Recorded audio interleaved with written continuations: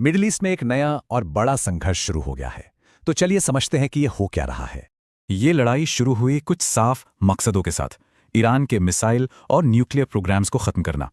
पर यह मामला जल्दी ही बहुत बिगड़ गया, जिसका असर दुनिया की सिक्योरिटी और इकोनॉमी पर पड़ा। तो सवाल ये है कि आखिर इस जंग की वजह क्या है और ये किस तरफ जा रही है। चलिए इसे समझते हैं। पहले 48 घंटे बहुत ही नाटकीय थे और यहीं से 1 महीने तक चलने वाले खतरनाक संघर्ष की शुरुआत हुई। शुरू में ईरान ने सोचा कि वो सैकड़ों मिसाइलों और ड्रोन से इजराइल के एयर डिफेंस को तोड़ देगा, मगर ये प्लान फेल हो गया। वजह थी अमेरिका और इजराइल का बेहद असरदार हवाई हमला। और नतीजा, ईरान के मिसाइल हमलों में 90% की जबरदस्त गिरावट आई।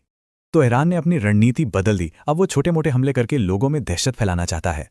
इस नई स्ट्रैटेजी में क्लस्टर हथियारों का इस्तेमाल भी बढ़ा है, जो बड़े इलाके में तबाही मचाते हैं। अब ये लड़ाई सिर्फ ईरान तक सीमित नहीं है, बल्कि दूसरे देश भी इसमें खिंचते चले आ रहे हैं। ईरान के सहयोगी जैसे हिजबुल्लाह और हूती भी इस जंग में कूद पड़े हैं। इससे मामला और बिगड़ गया है। और यहाँ एक दिलचस्प बात है, वॉशिंगटन से जो मैसेज आ रहे हैं वो एक दूसरे से बिल्कुल अलग हैं। अमेरिकी प्रेसिडेंट की इस खुली धमकी से ईरान के गुप्त हमले वाले आरोपों को और भी बल मिला है। इस लड़ाई ने ग्लोबल इकोनॉमी पर बहुत गहरा असर डाला है। पूरी दुनिया की एनर्जी सप्लाई हिल गई है।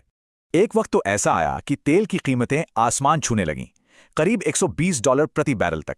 इसकी सबसे बड़ी वजह है हॉर्मुज़ जल डमरू मध्य का बंद होना, जो कि एक बहुत ही जरूरी समुद्री रास्ता है। और इसका असर सिर्फ पेट्रोल तक नहीं है, खाने पीने से लेके मैन्युफैक्चरिंग तक सब कुछ महंगा हो गया है।